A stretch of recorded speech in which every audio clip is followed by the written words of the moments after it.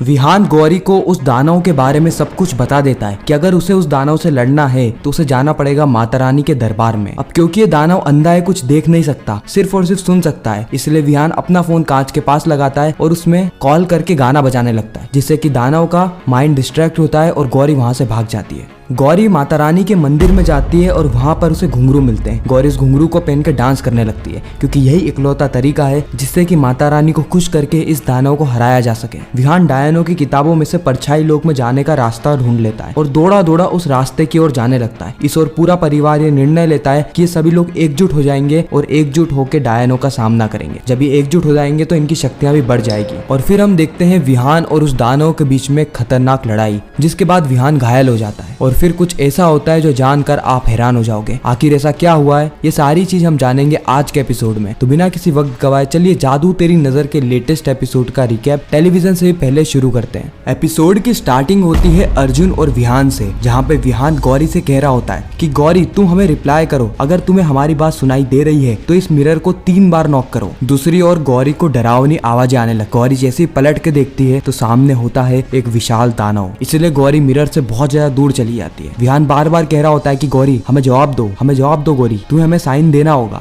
विहान अर्जुन को कहता है कि गौरी ऐसी लड़की है, अगर उसे कोई सुनसान जगह पर भी रख देना तो अकेले बड़बड़ाने लगती है, लेकिन अगर गौरी यहाँ पर कुछ भी नहीं कह रही है इसका मतलब ये है कि वो कोई बड़ी मुसीबत में है। विहान जैसे उस कड़े को उतारता है वो बहुत ज्यादा गुस्से में आ जाता है। विहान कहता है कि गौरी तुम मुझे जवाब दो, नहीं तो मैं इस कांच को तोड़ दूंगा। उसी वक्त अर्जुन विहान को समझाते हुए कहता है कि भैया आपने तो अभी थोड़ी देर पहले कहा था कि भाभी को हमारी आवाजें सुनाई दे रही है, लेकिन उनकी आवाज यहाँ तक नहीं पहुँच पाएगी। अभी हमें मॉन्स्टर विहान की जरूरत नहीं है, अभी हमें प्रोफेसर विहान की जरूरत है। प्लीज थोड़ा समझदारी से काम लीजिए। अगर गौरी भाभी वहाँ पर कह दे तो हमें उन्हें निकालना होगा, और अगर वो बहुत बड़ी मुसीबत में फंस गई है तो हमें उन्हें बचाना भी होगा। इस और गौरी अपनी जिंदगी में पहली बार किसी दानव को देखती है। वो उसको देखते ही चिल्लाने लगती है क्योंकि ऐसा खौफनाक दृश्य उसने अपनी जिंदगी में आज से पहले कभी भी नहीं देखा होता है। गौरी डर के कारण एक टेबल के नीचे आके छुप जाती है। वो अपने मुंह को बंद कर लेती है ताकि उसके मुंह से कोई भी आवाज नहीं निकले। इस और दानव भी गौरी को ढूंढ रहा होता है। वो सामान को इधर उधर फेंकने लगता है जिससे कि गौरी और ज्यादा भयभीत हो जाती है। विहान अपनी शक्तियों से सारी ही डायन की किताबों को हवा में उड़ाता है और उसमें से सही किताब को सिलेक्ट करता है, जहाँ पर वो पढ़ रहा होता है कि आखिर परछाई लोक में खतरा किन किन चीजों से। और फिर विहान को लगता है 440 वोल्ट का झटका जब वो पढ़ता है कि परछाई लोक में एक बहुत भयानक दानव है जिसका नाम है परछासुर, और यह दानव इतना खुंखार है कि यह गौरी को कच्चा चबा जाएगा। लेकिन यहाँ पर विहान को इस दानव की कमजोरी भी पता चलती है कि यह दानव देख नहीं सकता, इसको सिर्फ और सिर्फ सुनाई देता है, लेकिन इसके सुनने की शक्तियां इस संसार में सबसे ज्यादा खतरनाक है। हॉल में हम देखते हैं कि सिया सभी लोगों से कहती है कि चाहे कुछ भी हो जाए अखंड ज्योत बुझने मत देना, क्योंकि अगर एक बार अखंड ज्योत बुझ गई तो वो घर के अंदर प्रवेश कर जाएगी। हर्ष कहता है कि वह कौन, कामिनी? सिया कहती है हाँ। हर्ष अपने परिवार से कहता है कि सिया को इन सारी ही चीजों के बारे में पता है और वो हमारी रक्षा करने के लिए यहाँ पर आई है, और बाकी की जानकारी मैं आपको बाद में देता हूँ। पहले सिया तुम मुझे ये बताओ कि हम कैसे अखंड ज्योत को बुझने से बचा सकते हैं। इस और हम विहान को देखते हैं जो कि अपने कमरे के पास वाले मिरर में आता है और गौरी से कहता है कि गौरी तुम मेरी बात सुन रही हो ना, मुझे पता है कि तुम परछाई लोक में कैद हो और वहाँ पर एक दानव भी है, बस गौरी तुम मुझे एक इशारा कर दो कि तुम मेरी बातें सुन रही हो, उसके बाद मैं तुम्हें बचा लूंगा। विहान कहता है कि गौरी मैं जानता हूँ कि तुम्हारे सामने अभी जो कुछ भी हो रहा है तुमने आज से पहले ऐसा कभी भी नहीं देखा होगा, लेकिन मेरी इस बात का यकीन करो कि तुमने मेरे जैसे मॉन्स्टर को झेला है, एक ऐसा मॉन्स्टर जो कि अपनी शक्तियों पे से कभी भी काबू खो सकता था, वो तुम्हें कभी भी नुकसान पहुंचा सकता था, लेकिन फिर भी तुमने इस मॉन्स्टर को कितनी बार थप्पड़ मारा है, तो बाकी दानव क्या चीज है। बस तुम मेरी बात सुनो, तुम मुझे एक इशारा कर दो ताकि मुझे यह बात तो पता चले कि मैं अकेला नहीं बड़बड़ा रहा हूँ, तुम मेरी बातें सुन रही हो। हालांकि गौरी टेबल के नीचे बैठे बैठे सारी बातें सुन रही होती है, लेकिन वो जैसे ही टेबल से निकलेगी तो दानव उस पर हमला कर देगा, इसलिए गौरी चाहते हुए भी विहान को रिप्लाई नहीं कर पाती है। इस और विहान के इतने कहने के बाद भी जब गौरी कोई रिप्लाई नहीं करती है तो विहान को ऐसा लगता है कि शायद उसने गौरी को हमेशा हमेशा के लिए खो दिया है, शायद उस दानव ने गौरी को मार दिया है, इसलिए विहान मिरर के पास में बैठकर ही रोने लगता है। इस और गौरी भी मिरर के पास में ही रोने लगती है, लेकिन विहान ने इस वक्त तक गौरी को यह बता दिया होता है कि इस दानव की एक कमजोरी है कि ये कुछ देख नहीं सकता, इसको सिर्फ और सिर्फ चीजें सुनाई देती है, जिससे होता कुछ यूं है कि गौरी अपना दिमाग दौड़ाती है। जैसे ही दानव उसके आसपास आ रहा होता है उसी वक्त वो वहाँ पर एक पॉट लेती है और उसको दूसरी दिशा में फेंक देती है, जिससे कि उस दानव का ध्यान दूसरी दिशा में जाता है, और इस और गौरी मिरर के पास में जाके जोर से मिरर बजाती है और वापस से टेबल के नीचे आके छुप जाती है, ताकि अगर दानव ने यह वाली आवाज भी सुनी हो और वो उधर जाए तो उधर भी गौरी उसे ना मिले। और जैसे विहान को साइन लाइन मिलता है उसकी जान में जान आ जाती है। विहान खड़ा होता है और गौरी से कहता है कि गौरी मेरी बात सुनो, मेरे पास एक प्लान है। तुम इस दानव को बहुत ही आसानी से हरा सकती हो। तुम्हें सिर्फ करना यह है कि तुम्हें माता रानी के दरबार में जाना है, यानी हॉल में जहाँ पर माता रानी की मूर्ति रखी हुई है। लेकिन तुम वहाँ पर जाओगी कैसे वह भी मैं तुम्हें बता रहा हूँ। यह है तुम्हारा फोन। मैं तुम्हारे फोन पे रिंग बजाऊंगा जिससे कि उसका ध्यान इस मिरर की तरफ आएगा और तुम इस मौके का फायदा उठा के दूसरी तरफ से वहाँ से भाग जाना। यह दानव चाहे जितना भी खतरनाक क्यों ना हो, लेकिन माता रानी के सामने इसकी शक्तियां कमजोर पड़ जाएगी। ठीक है गौरी, मैं 3 तक गिनता हूँ, उसके बाद तुम वहाँ से भाग जाना। और विहान ने जैसा प्लान बनाया था बिल्कुल विहान वैसा ही करता है। अपने फोन से गौरी के फोन पे रिंग बजाता है और उस फोन को मिरर में चिपका देता है, जिससे कि दानव का ध्यान जाता है मिरर पे और इस वक्त गौरी वहाँ से भागने लगती है। लेकिन दानव बहुत ज्यादा शातिर था, वह समझ जाता है कि यह उसको फंसाने की चाल है, इसलिए वो सीधे गौरी का पीछा करने लगता है। इस ओर हम घर में देखते हैं कि सिया अखंड ज्योत को ले लेती है और सभी लोगों को कहती है कि इस अखंड ज्योत के आसपास रेत से एक गोला बनाओ ताकि यह अखंड ज्योत धीमी धीमी करके बुझे और हमें थोड़ा समय मिल जाए ताकि हम इस अखंड ज्योत को बुझने ही ना दें।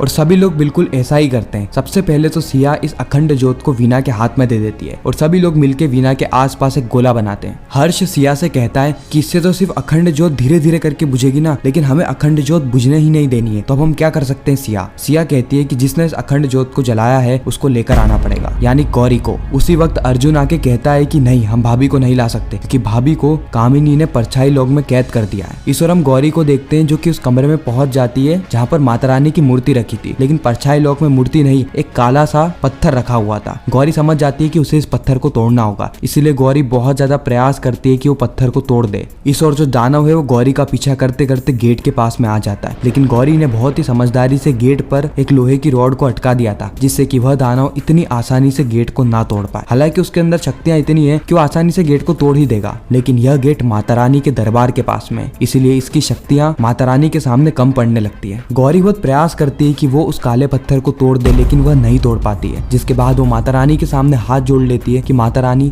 अब आप ही मुझे बचाइए। उसी वक्त वहाँ पर एक घुंघरू गिरता है। घुंघरू गिरते ही उसकी आवाज से उस पत्थर में क्रैक आने लगते हैं। गौरी समझ जाती है कि ये माता रानी का आदेश है, अगर वो इस घुंघरू को बचाएगी तो ये पत्थर टूट जाएगा, इसलिए गौरी उन घुंघरू को अपने पाँव में बांध लेती है और फिर वहाँ पर डांस करने लगती है। इस और अगर हम विहान को देखें तो विहान भी किताबों में ढूंढ रहा होता है कि वो आखिर किस तरीके से परछाई लोक में जा सके और उसे परछाई लोक में जाने का रास्ता भी मिल जाता है। इस और घर के सभी लोग इस बात का निर्णय लेते हैं कि सभी लोग मिलकर कामिनी का सामना करेंगे और इसी के साथ ये डरावना एपिसोड यहीं पर ही खत्म होता है, इस सस्पेंस और ट्विस्ट के साथ कि क्या विहान परछाई लोक में पहुंच पाएगा, क्या सिया और सभी लोग मिलकर कामिनी का सामना कर पाएंगे, क्या गौरी अपने आप को उस दानव से बचा पाएगी। ये सारी चीज हमें पता चलेगी जादू तेरी नजर के आने वाले एपिसोड्स में। बाकी आप जादू तेरी नजर के अलावा और इंडियन टेलीविजन के कौन कौन से टीवी शोज का रिकैप टेलीविजन से भी पहले देखना चाहते हैं, कमेंट सेक्शन में हमें जरूर बताना, हम आपके लिए उसके रिकैप भी लेकर आ जाएंगे। बाकी आपको यह वीडियो कैसी लगी कमेंट जरूर करना। अगर आपको वीडियो अच्छी लगी हो तो वीडियो को लाइक करके चैनल को सब्सक्राइब करके ज्यादा से ज्यादा लोगों को वीडियो शेयर करना ताकि हमारी फिर से मुलाकात हो।